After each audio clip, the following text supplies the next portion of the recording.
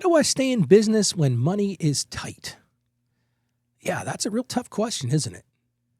And if you're like most small business owners, I bet you've asked that very question. Listen, I know I've asked it more times than I care to remember. But I want to start with this. You're not alone in this. And I want to thank my producer, Abby. She came up with these statistics for today's show, and I thought these were just perfect. Listen to this one. 57% of small business owners feel stressed about money issues. Hey, if you're like me, you're probably feeling that right now. And the problem with that is when you feel that stress, it lowers that work-life balance because you can't let it go. You're always in that mindset of stress about money issues. But here's some encouraging news that also we found in the statistics. 75% of owners are still hopeful about their financial future each year. And they remain positive even with economic challenges. So what does that tell us about most small business owners? Most small business owners are optimists. Let's move on to the next statistic we found today. 58% of small business owners say inflation and rising costs are their biggest worries.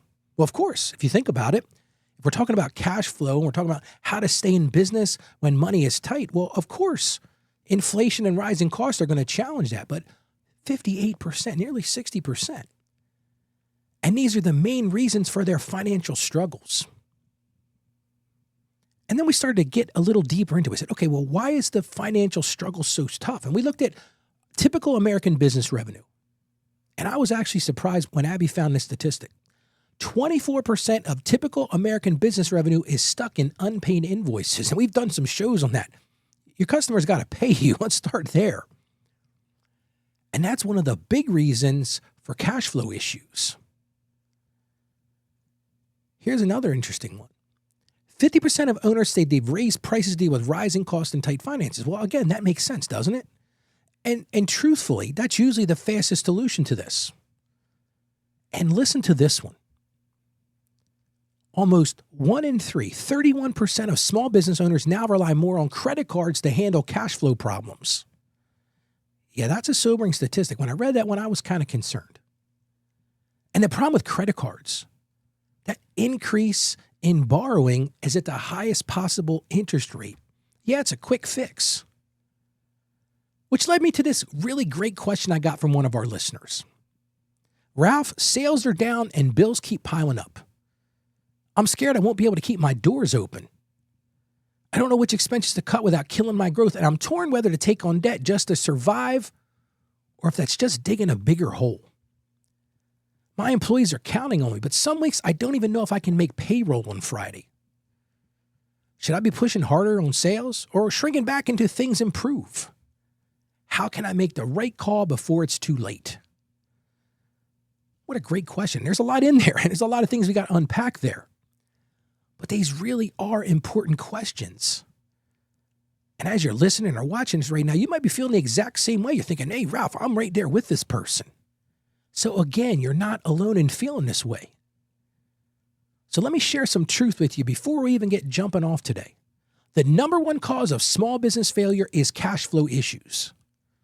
It's just a simple truth. So we got to figure out, how do we deal with cash flow? It's not a lack of ideas, and it's certainly not a lack of effort. Most small business people are hardworking people. And that's why I want to do this show today, because when money gets tight, the right decisions can keep you afloat, or here's the problem. Making those wrong decisions, they can sink you really quick. And if you fail when you stop adapting, that's when money gets tight. But I don't want you to fear today, because I've got a survival playbook for you today. Today, I'm going to give you practical steps to cut costs, protect cash, and stay in business. Yes, I've got the answers for you on today's show. So let's get in the trenches together today.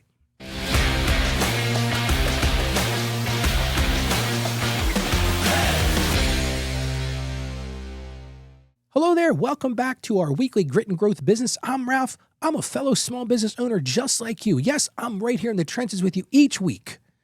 And if you're like me, it feels like a fight some days, doesn't it?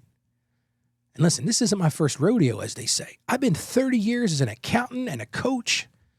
I've walked owners through recessions, slow seasons, and unexpected downturns that, hey, listen, I've lost some people along the way. And during that time, I personally run businesses through tough cycles. Yes, I've made the hard calls.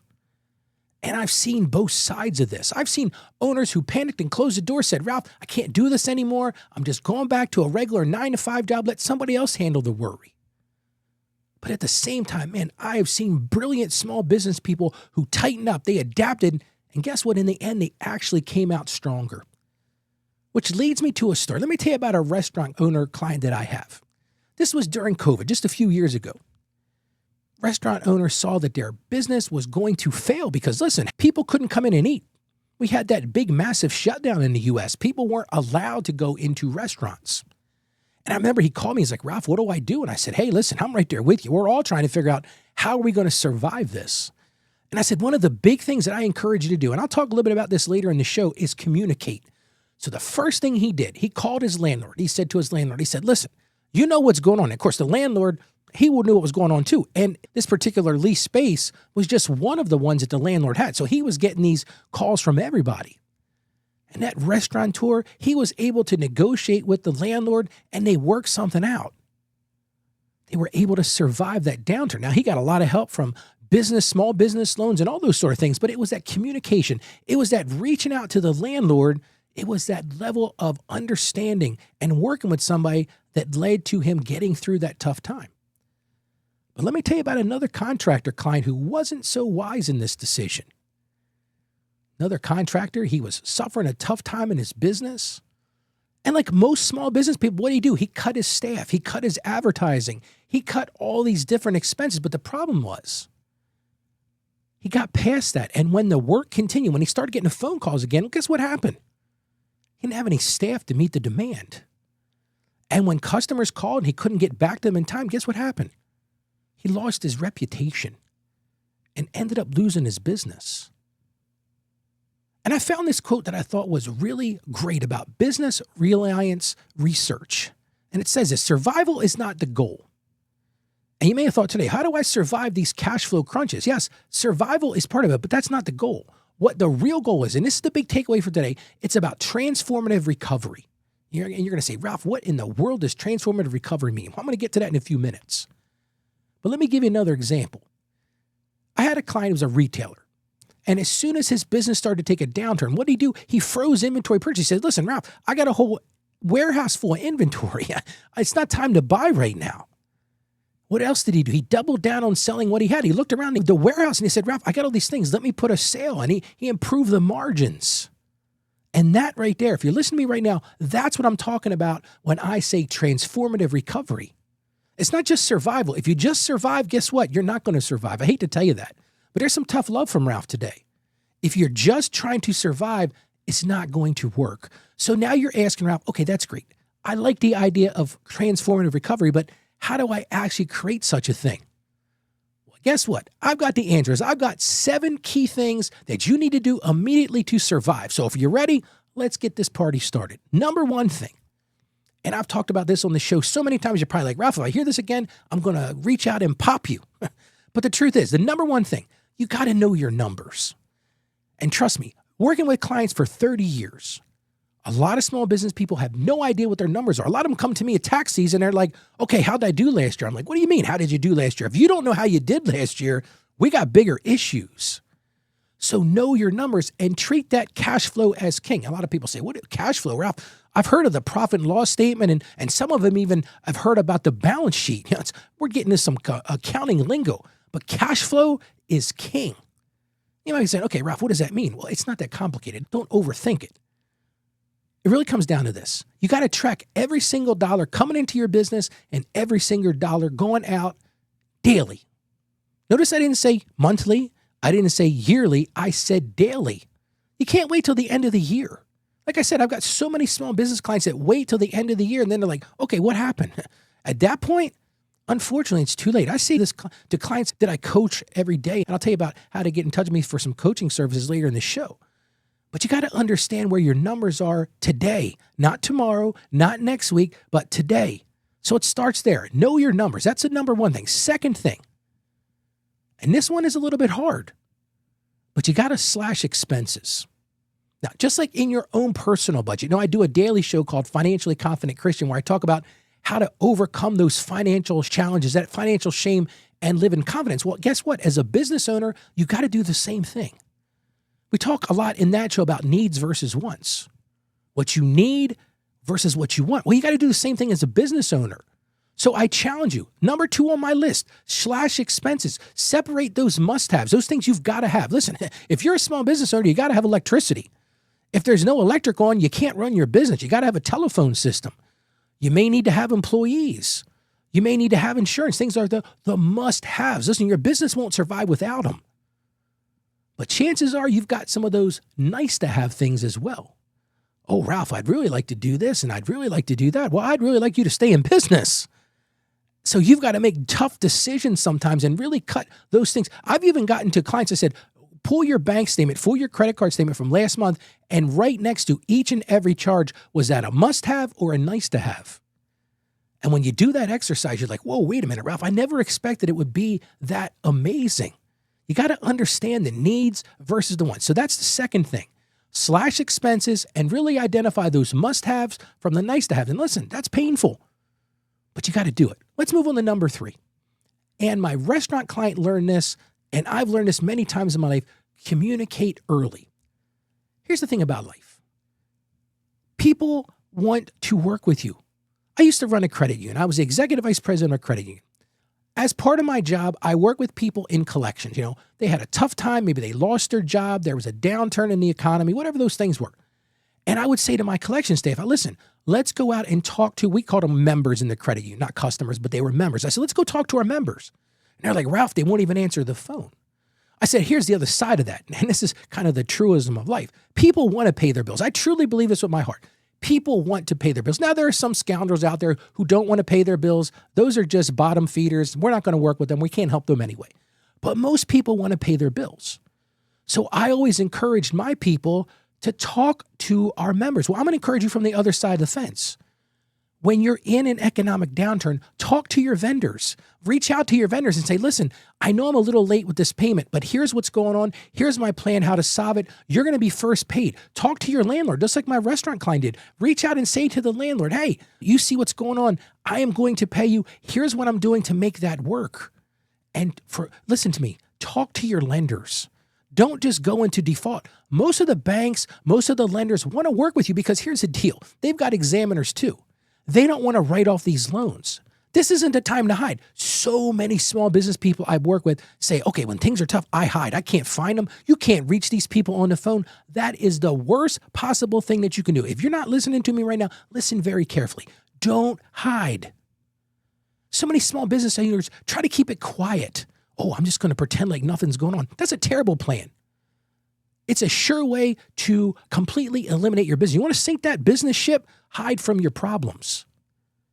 Realize that most vendors, most landlords, most lenders want to work with you. They don't want you to lose it all because guess what? If you lose it all, they lose it all too. This is what I used to say to my credit union members all the time. If you stop paying your car loan, let's just use a real simple example. You get a car loan from me. You drive your car. Oh, I love this car. Well, then all of a sudden you lose your job. Well, guess what?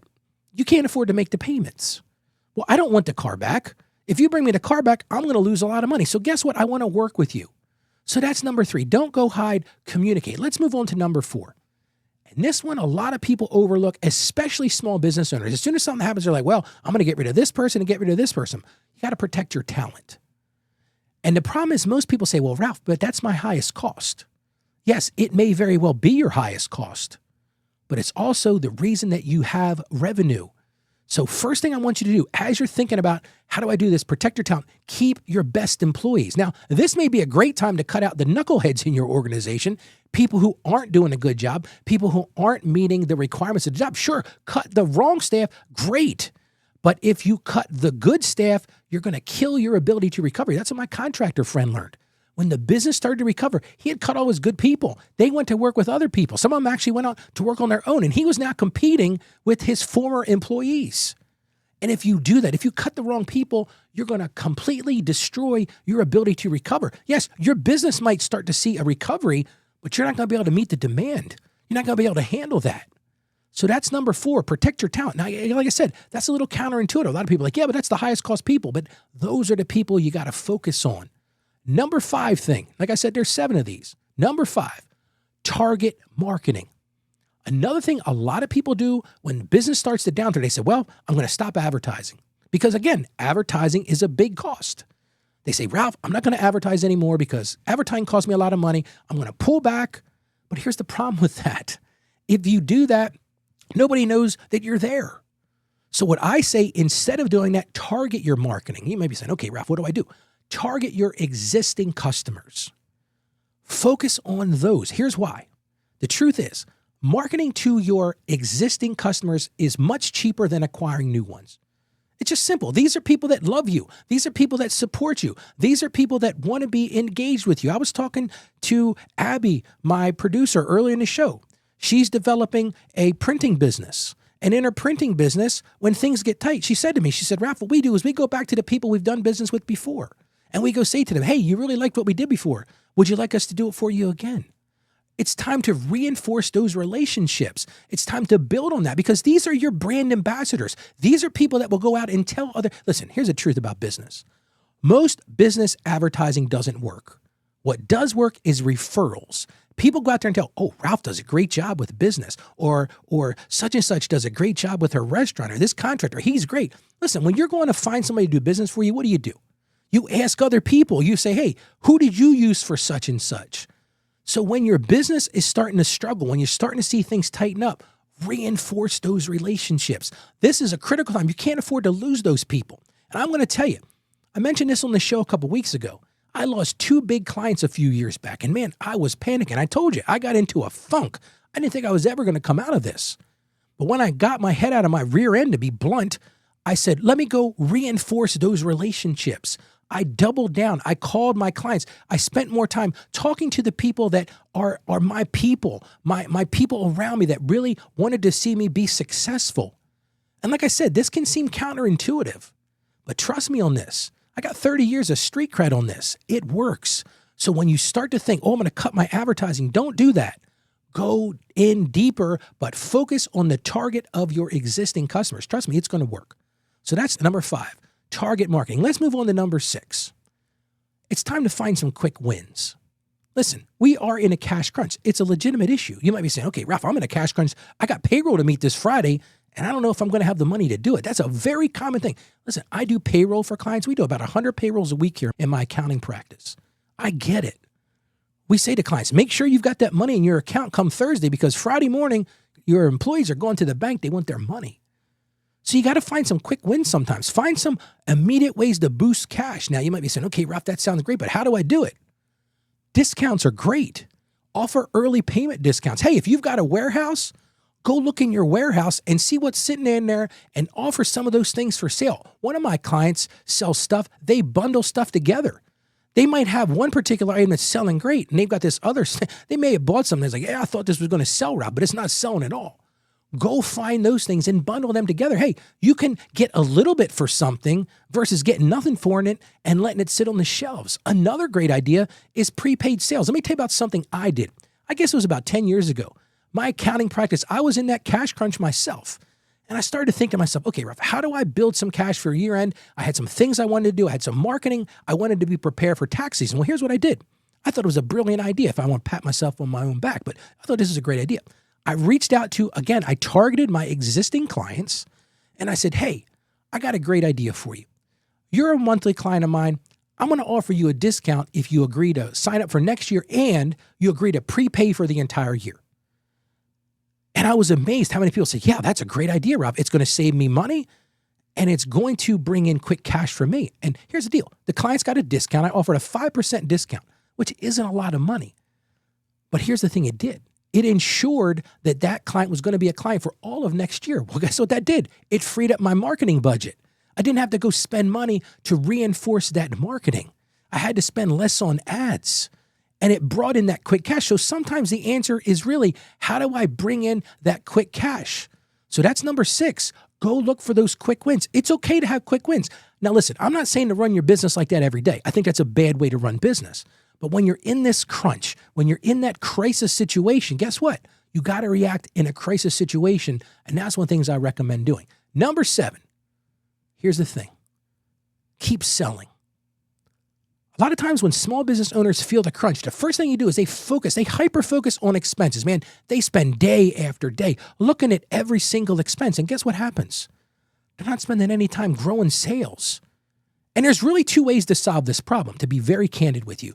Grow your revenue or reduce your expenses. But the problem is, a lot of people just look at that expenses. They become hypersensitive to, well, how much did we spend on this and how much? I'll give you a great example of this. It's a hilarious example.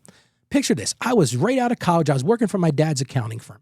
And I'll never forget this one meeting. He calls all of his accountants in. There was probably about 4 of us. Now, each of us is making about $100 an hour that we would bill clients back at the time. This was back in, I want to say, maybe 1998, for example, early in my career. Pulls us in. We're having this meeting. My dad sits down, and my dad has been in business forever. A smart business guy, a mentor to me in a lot of ways. But he pulls out a paperclip, and he holds up this paperclip, and he says, listen, I don't understand what's going on here. This is the first time in 20 years I've had to buy paperclips. And I'm sitting there going to myself, are we really having a meeting about paperclips? Well, here's the thing. My dad was focusing in on costs. He was focusing in on how much those paperclip cost. Yes, he had to go buy paperclips. Well, of course, I'm a little smart aleck, right? So I'm the young buck in the room, and I'm like, all right, Dad, let me ask you a question. I said, how much is a paperclip? He's like, oh, you're being a smart aleck, son. I said, no, answer this question. How much is a paperclip? He says, I don't know. I said, how much is a box of paperclips? I don't know, $2. Okay, so if we were to buy a gross of paperclips, a gross is 144 boxes. Just picture this, and you'll get to this in a second. Anyway, I said, let's buy a pallet of paperclips. How much would a pallet of paperclips be? I don't know, son, maybe $150. I said, okay, well, guess what? There's 4 of us in this room, and you. That's 5 accountants at $100 an hour. We just spent $500 of our time chasing after a paperclip. And at the same time, we could have been out there building revenue. And so many small business people do the same thing. They focus on expenses. They focus, well, I got to cut this light bill. I got to cut this electric bill. I got to cut this telephone bill. That is the wrong thing to do. Yes, look at your expenses. Great. But focus on selling, because you're going to solve your problem faster by bringing money in the door than what goes out the door. That's just the truth. Find those quick wins. And while I'm talking about quick wins, one of the things I do every week on this show is I provide you with an action sheet. I'm going to call it today's playbook. You can always get our action sheets by going to gritandgrowthbusiness.com/action. I'm going to give you that again, but here's a little secret. Once you sign up for this, guess what? You're going to get all of them from this episode and back. And every week there'll be a new one. Go to gritandgrowthbusiness.com/action and download your action sheet. All right. So now you've got my ideas here. Let me share some gritty ideas to make these things happen in your business. These are my main tips for this week. First thing I want to tell you, it's all about cash. We talked about this a few minutes ago. Know your numbers. Stop worrying about monthly reports. Yes, your accounting person maybe talks about monthly reports. You have a monthly meeting with your accountant. Maybe you have a monthly meeting with your staff. That's great. But that doesn't help you with cash flow. You got to start using what I'm going to call a 13-week cash flow forecast for daily awareness and zero surprises. Listen, you can't wait till month end to know what's going on with your cash. I'm even going to challenge you. I would run that report every day. Every morning when you get up and start your business for the day, understand where your cash is. Understand what's going out today, what's coming in this week, and so that you can make better decisions. It's all about managing that cash. Don't wait till the end of the month. Don't wait till the end of the closing period to say, oh, let's see where cash is. You got to know what that is today so that you can make decisions. So that's number 1, get cash clarity. Number 2, triage your expenses.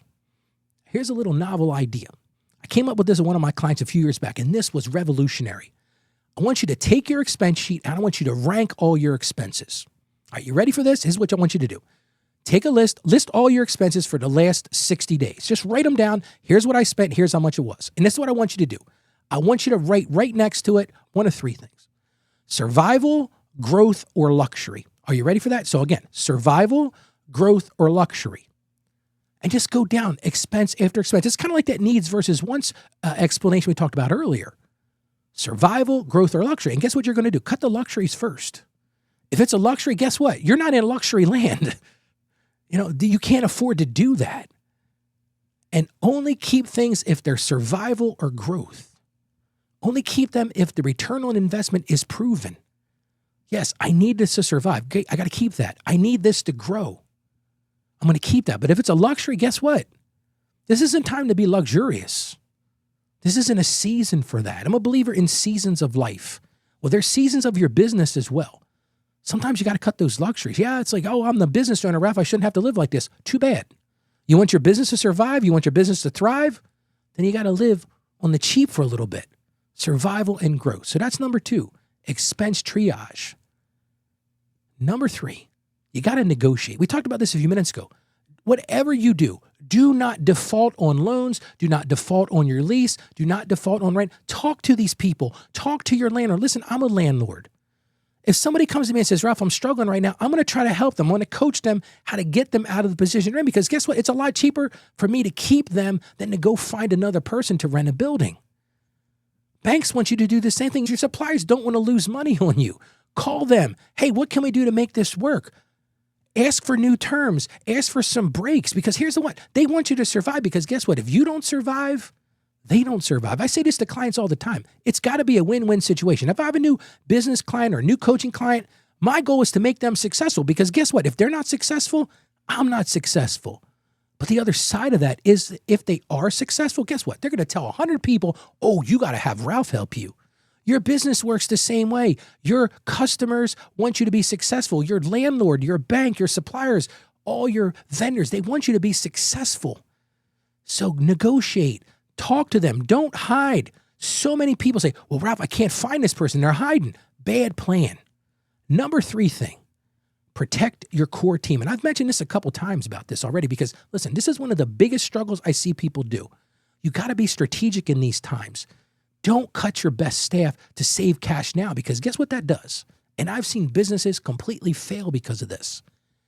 If you cut the wrong people, when your business is able to recover, maybe you hunker down and you're able to make this work, but you can't deliver at that point. All your people have flown the coop. They're gone. They're working for themselves, or they're working for somebody else. So protect your core team. Be strategic in that. And don't forget, your current customers are a gold mine. Yes, you heard me right. Your current customers are a gold mine. Your repeat buyers are your best asset. You got to recognize that. When I suffered a downturn in my business, that's what I did. I doubled down on the people that said, I love Ralph. Yes, there are people out there that love Ralph, believe it or not. But I focused on those people. I focused on those loyal relationships. I focused on referrals. And I focused on, guess what? Upselling to my current people. A lot of people don't think about that one. Focus on upselling to the people who are already on your team. They already believe in what you do. Don't lose sight of that. And the final thing, big takeaway for today, sell your way out. It's not a popular thing. You don't hear a lot of business gurus online saying sell your way out, but listen, this is not the time to shrink. When you're in a cash crunch, sell your way out. Yes, you can save some money. Like I said, triage those expenses, but focus on sales. Balance those cuts with aggressive, creative selling. Get creative in your selling. Boost revenue. Do the sales. Do the discounts. Do the bundle things. Listen, think of some things that you would, Ralph, I would never do this. Well, this is the time to do it. So let's talk about some key questions based on what we've discussed today, some things that I want you to really ponder over the next week. Ask yourself this question. If cash runs out tomorrow, you better have that report to know this, but if cash runs out tomorrow, which bill gets cut first? Listen, if you want to be an effective business survivalist, that's a good term to use today. You want to be an effective business survivalist, you better know the answer to this. If cash runs out tomorrow, which bill gets cut first? Know that answer. Have that on a document. Have that in your mind, what you're going to do. Number 2 question. Are you cutting expenses, or are you cutting your ability to grow? Because listen, the natural tendency, most small business people, it's easy to cut expenses because they can see them. It's hard to cut growth, but what you don't realize is sometimes when you cut those expenses, you're cutting off the lifeline that provides for growth. Number 3 question. And listen, I had to ask myself this question, and I got in a bad spot when I really started thinking about this.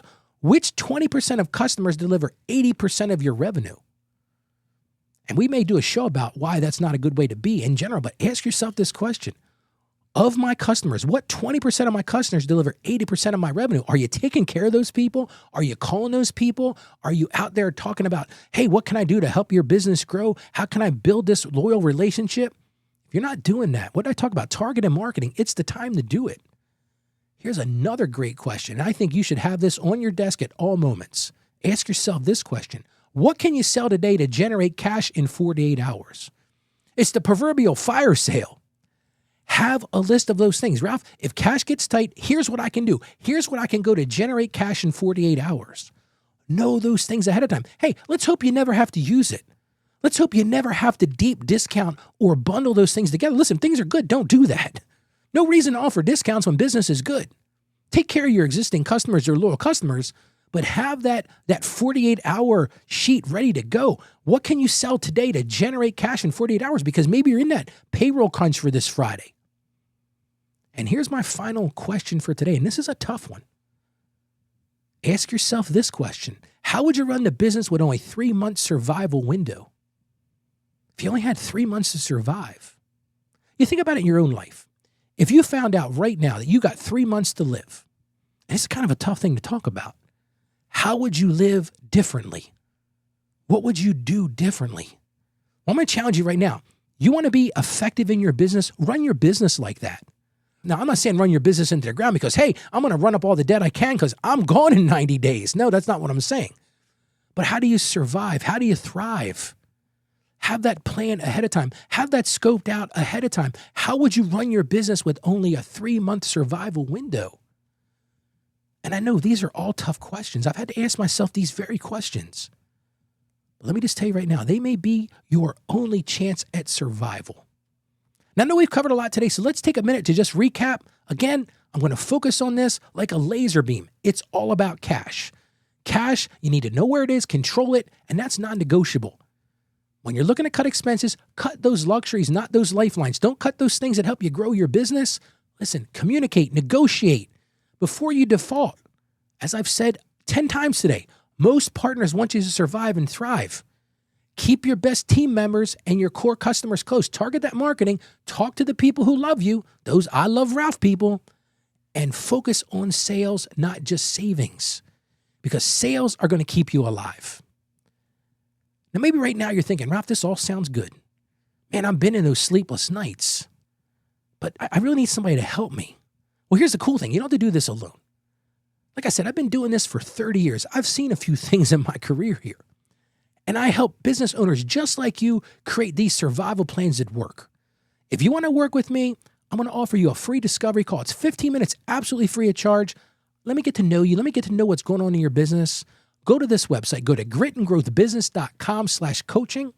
Again, it's gritandgrowthbusiness.com/coaching. And let's have a call. Let's talk about what's going on in your business. Let me help you get to that point where you're not worried so much, where you're not living in that constant anxiety. Listen, I deal with this every day. I deal with so many small business clients who are struggling. You don't have to struggle alone. I'm there to help you. Go do your discovery call. Again, that's at gritandgrowthbusiness.com/coaching. Set up that call today. And here, don't forget about this. This is kind of cool. We started this a couple weeks ago. Every Tuesday night, I go live. Yes, you can see me live. If you're listening to this, you get to see my pretty face. But every Tuesday night, 8 p.m., it's Grit and Growth Live. We tackle these challenges like we talk about on the show. But here's the best part of this. You can actually come in and chat with me. Hey, you can even join the show if you want to. I'll do live coaching. But join me every Tuesday night at 8 p.m. Simple way to get there. We do it on YouTube. We do it on Rumble. We do it simulcast on LinkedIn. But you don't have to worry about any of those things. Just go to this website, gritandgrowthbusiness.com/live. Really simple. We'll put it in the show notes. Abby will make sure it's in the show notes today. But it's gritandgrowthbusiness.com/live. All right. Well, that's your survival playbook for today. And like I said, you can get a copy of this survival playbook because, hey, you might not need it today, but you might need it tomorrow, or even better, maybe you know somebody else that could use it. Well, get your copy of today's survival playbook, our action plan for today, by going to gritandgrowthbusiness.com/action. Again, that'll be in the show notes, but it's gritandgrowthbusiness.com/action. And remember this, cash clarity and adaptation are your lifelines. You have the tools now to take action. It's not about your effort. It's not about your ideas. I know you've got that. You can do this. Cut those luxuries. Protect your core team and sell your way out of this tough spot. Keep fighting. Keep adapting, and you will come out stronger. I'm telling you, you can do this. You've got the grit. Now let's get to growth. It's time to get to work. So I'll see you next week. I'll be right here back in the trenches with you again next week, so make sure you join me. God bless you, and you have a great day today.